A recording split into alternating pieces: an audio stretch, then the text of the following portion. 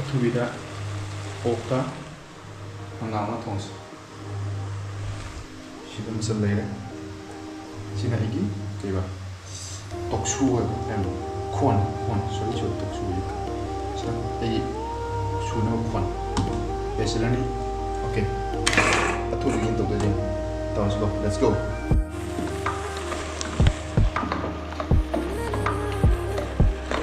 ꯁꯤꯗ ꯊꯥꯈ꯭ꯔꯦ ꯑꯊꯨꯕ ꯌꯦꯟ ꯇꯧꯗꯣꯏꯁꯦ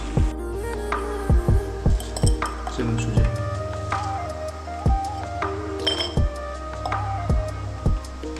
ꯐꯦꯟꯁꯤ ꯅꯠꯇꯦ ꯑꯩꯈꯣꯏ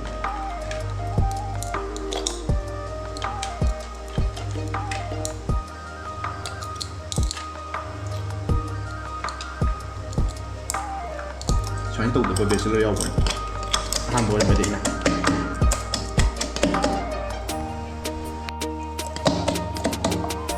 ꯑꯣꯏꯒꯦ ꯀꯣꯟꯅ ꯈꯪꯗꯦ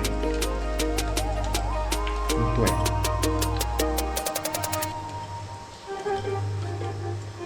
ꯅꯦꯛꯁ ꯀꯔꯤꯕ ꯁꯤꯡꯃꯨ ꯇꯧꯁꯤ ꯈꯤꯇꯪ ꯑꯦꯟꯖꯤꯀꯣ ꯈꯤꯇꯪ ꯄꯤꯛꯑ ꯇꯧꯕꯅ ꯇꯣꯏꯕꯀꯣ ꯅꯠꯇ꯭ꯔꯗꯤ ꯆꯥꯎꯋꯦꯕ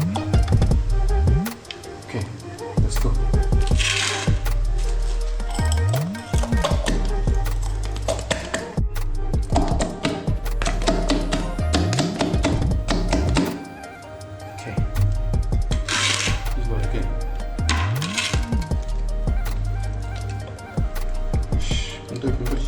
ꯐꯖꯕ ꯂꯩꯇ꯭ꯔꯦ ꯁꯤ ꯌꯥꯎꯔꯦ ꯁꯤꯅ ꯃꯔꯨꯑꯣꯏꯕ ꯃꯆꯜ ꯄꯣꯠꯁꯛ ꯑꯃ ꯌꯥꯎꯔꯝꯗ꯭ꯔꯦꯀꯣ ꯃꯔꯨꯑꯣꯏꯕ ꯄꯣꯠꯁꯤ ꯂꯩꯔꯦ ꯀꯔꯤ ꯃꯥꯜꯂꯤ ꯈ꯭ꯋꯥꯏꯗꯒꯤ ꯃꯔꯨꯑꯣꯏꯕ ꯃꯔꯨꯑꯣꯏꯕꯁꯤ ꯂꯩꯔꯦ ꯁꯤ ꯌꯥꯎꯗ꯭ꯔꯦ ꯀꯃꯥꯏꯅ ꯊꯣꯡꯗꯣꯏꯅꯣ ꯑꯣꯀꯦ ꯇꯤꯜꯍꯧꯁꯤ ꯊꯥꯡ ꯇꯤꯜꯍꯧꯁꯤ ꯈꯥꯏꯗꯣꯛꯑꯁꯤ ꯇꯤꯜꯍꯧ ꯍꯥꯞꯆꯤꯜꯂꯁꯤ ꯑꯗꯨꯒ ꯑꯩꯒꯤ ꯃꯦꯠꯁꯀꯤ ꯁ꯭ꯀꯤꯜ ꯌꯦꯡꯒꯦꯕ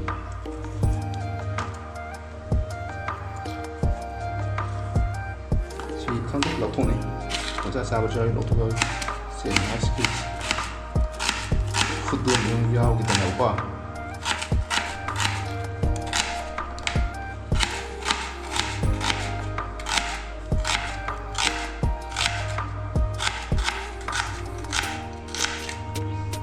오케이, 노래. 심상당 합법하고시. 시 이나 지라 슈 합친 거니. 그리고 next lecture 딜로 합쳐. 딜로 우선 야무 그냥 감을 해봐 하기. 딜로 없어래. 또 지금 같은 듬듬듬 하게. 불러 합쳐다가 꼭 이렇게 뻥 하고 있고. 불러 합쳐다가 풀지. 아도. 땀땀 통이게. 사드르나. ꯏꯪꯇꯝ ꯇꯧꯔꯒ ꯁꯗꯔꯅ ꯄꯨꯊꯨ ꯂꯣꯏꯁꯤꯟꯒꯗ ꯁꯗꯔꯅ ꯊꯨꯡ ꯂꯣꯏꯁꯤꯟꯂꯒ ꯁꯟꯗꯦ ꯌꯥꯎꯕ ꯃꯟꯗꯦ ꯑꯃꯨꯛ ꯂꯥꯛꯅꯅꯤ ꯑꯗꯨꯅ ꯒꯥꯏꯁ ꯇꯝ ꯇꯧꯒꯦꯀꯣ ꯑꯣꯛ ꯊꯣꯡꯕꯁꯦ ꯈ꯭ꯋꯥꯏꯗꯒꯤ ꯂꯩꯔꯦ ꯀꯤꯂꯣ ꯍꯥꯞꯄꯦ ꯊꯣꯡꯕꯁꯦ ꯑꯗꯨꯝ ꯆꯥꯁꯤꯟꯒꯅꯤ ꯀꯣ ꯍꯥꯞꯆꯤꯜꯂꯒ ꯊꯣꯡꯉꯅꯤ ꯄꯥꯎ ꯍꯥꯎꯕꯤ ꯑꯗꯨꯒ ꯈꯤꯇꯪ ꯆꯥꯁꯤꯜꯂꯒ ꯑꯗꯨꯒ ꯀꯩꯅꯣꯁꯦ ꯁꯤꯡ ꯀꯣ ꯁꯤꯡ ꯍꯥꯞꯆꯤꯜꯂꯁꯤ चरण हम चला गया लास्ट से कितना मन हाथ थक खाते मरुए बट सामान हो गया सामान खाते नहीं अपने को कम तो let's take it slow guys थम तसिन को तसिन सी थम थाग में ही थोन बतो आई नुआई में ही थम जे लास्ट से थम को आई थम जे चल लगा में ही थोन लगा को में ही थम ने सही थम तसी guys कदाई चले ओके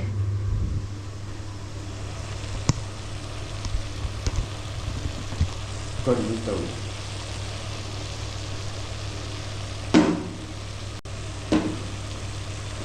सामने याम दे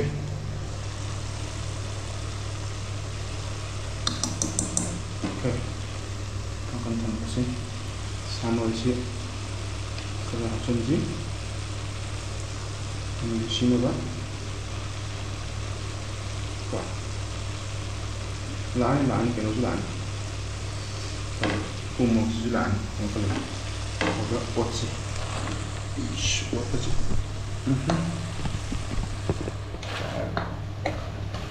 Tanya mana benar?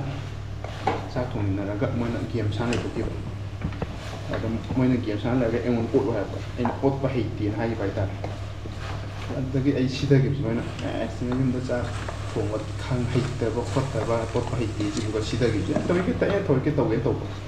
Cha cũng party tổ chức quân gì này quân lại game sáng lại quái hệ tập cũng thuộc về quân gì này game sáng lại game sáng tuần sáng ấy game là ngầu mình game sáng là cái này mi quân lên game sáng lại để tụng game ai nó tập hay gì hay tầm game. Okay guys, so tổ chức tôi xin đi guys special asal mà thằng cái nhưng đi cha bao phải phát đi cái này bên đó. This is the test of flavor ko. MSG. Sigang MSG sigang tapi ya. Ayun tayo. Story example story. Yan sa gabi kaung sa jahan da. Kay ipatin sa bile tigat le di. Hojita na tamju da. Kento ri ko. Ako ko tinja ko kay yaw ri. Anh sai kan hom da ko si. Ko ta bi no ko na mai lak sa ni ko guys.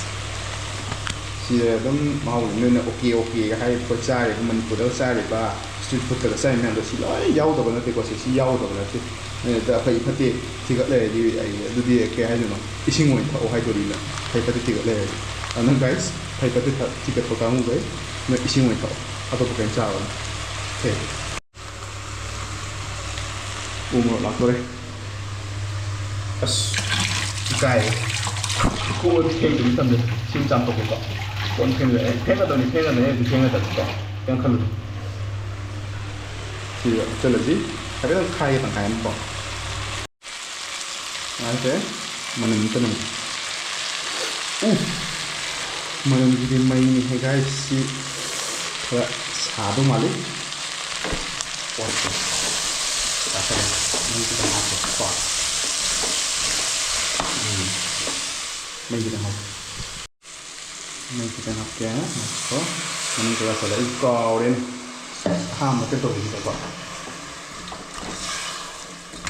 nằm mà gật thổ ra tổ sẽ ham một cái nữa có cái cá sấu đấy em cá sấu mình thì đó kucing nó có là sao vậy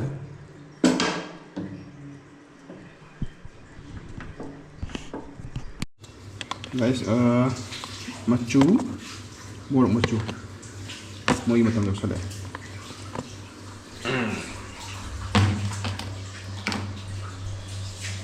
taksin aku minta tu yang okay mau macuan taksin ini mau macu juga yang benar paham macu juga tu kan di nang gitu aku ada apa sih wah lah macam apa ini ada yang harus dilakukan next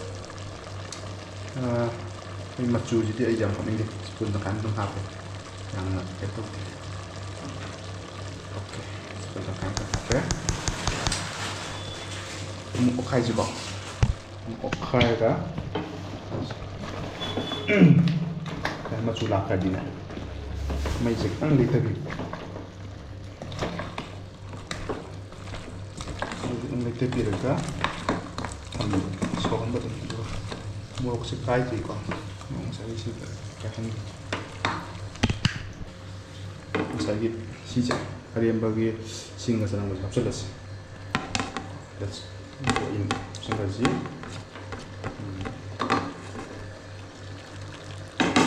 lagi saya cooking video nanti kok tu hadi ya tahu hadi yang tu kan sih pasal ya aduh kita ngam buat mal kita ngatang lehat contoh kita mengkumpul buat masih ngai sih let's play the waiting game duga mal thana alu ke kada wala me sino kan sa umali si to sa lazeta look at the guys let's go alu ke pergi tutorial betul ada alu ke pergi kada sa ka cek lu ket ba hay ta ko kangu ka yi mo ko thai đâu ni ta amu sida kan ni look at the head am ni da me ju look at bahai ta de khet bi na mi ma thi si je go ka ha to ma ko se khoi gi thai na bo lai da na ki ba khong jo chin chok le to ato si cha thom ma da di na khut chok la ka chin chok di de oi du khut chok ta ba di adu khoi gi mi lo mang to ba kem ta hang mi nu pa le mang to ba khoi gi cha thom ma da ke ong pa ga khut pa ham bi je tàu với ấy chứ. Ok guys, alu jangan thua sih, alu harus hatu yang teko, tang yang hapin. Jangan ke, kucu hang ke, kucu ni. Masih muka aja kok.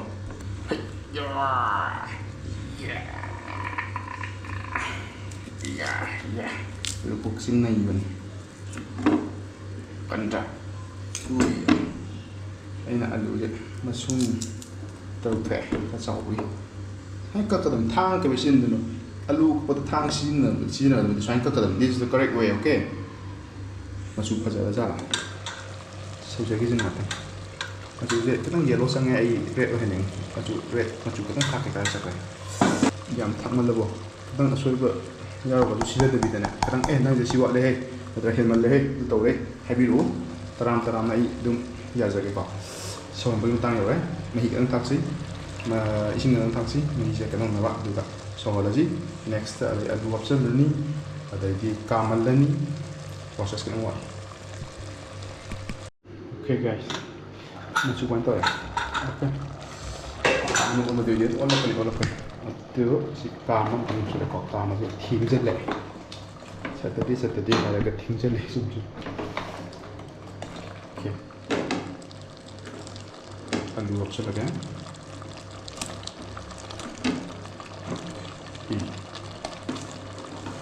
kita section dia tung tung gì còn tung tung sáng tàu đó một cái sai đấy tung tung hấp vậy ồ sai nó chú ý kia ôn chỉ cái gì edit tàu nó ngang lối đấy nó chú cái hàng làm cho hấp cái đấy nó còn dekat freezer laga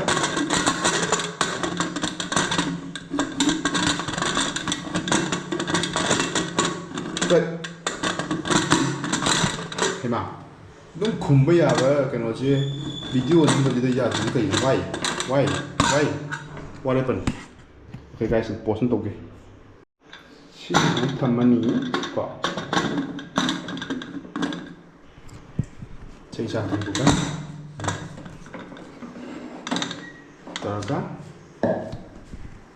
melihat pilih tukar kam bagi ngai si let's go ngam chung ngai ni siap sila tu ni juga terus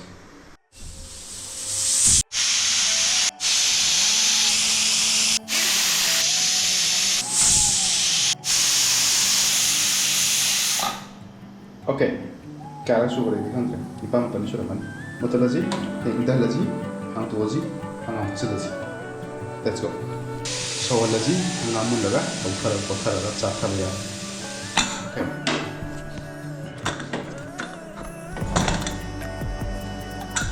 wah masuk boleh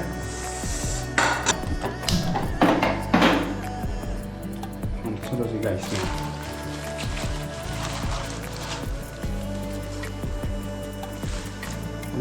nó lấy tên là tôi sẽ xong pakai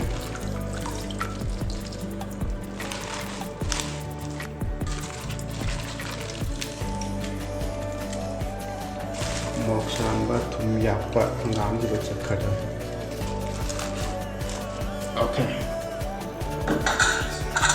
chúng ta làm thầm một cái gì rồi này thằng cô gì Kamay tayo sa pinag-iyaksi okay, tarapatan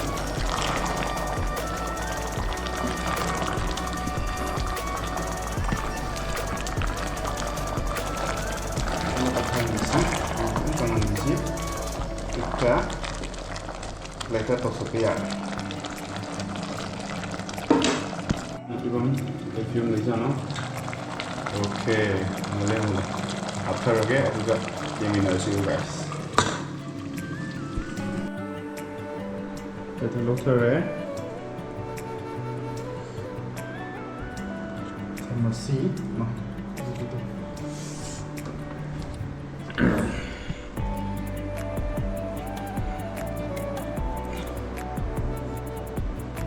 Hanggang mo kita ron.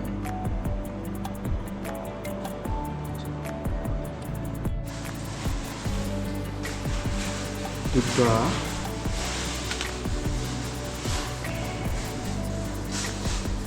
perempuan sini coba ini nanti ular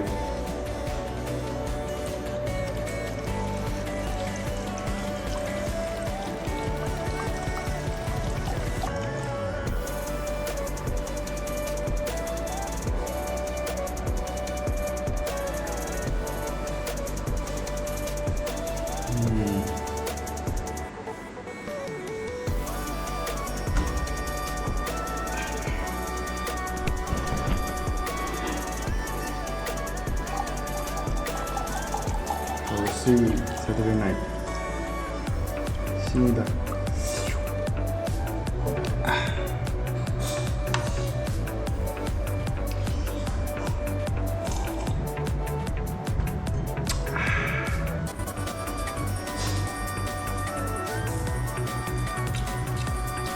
Saturday night kemarin spend tuh kayak kanan tuh. Oke guys, yang dulu hal ya, yang tahu ya, semalam yang terakhir, sampai jumpa, peace out.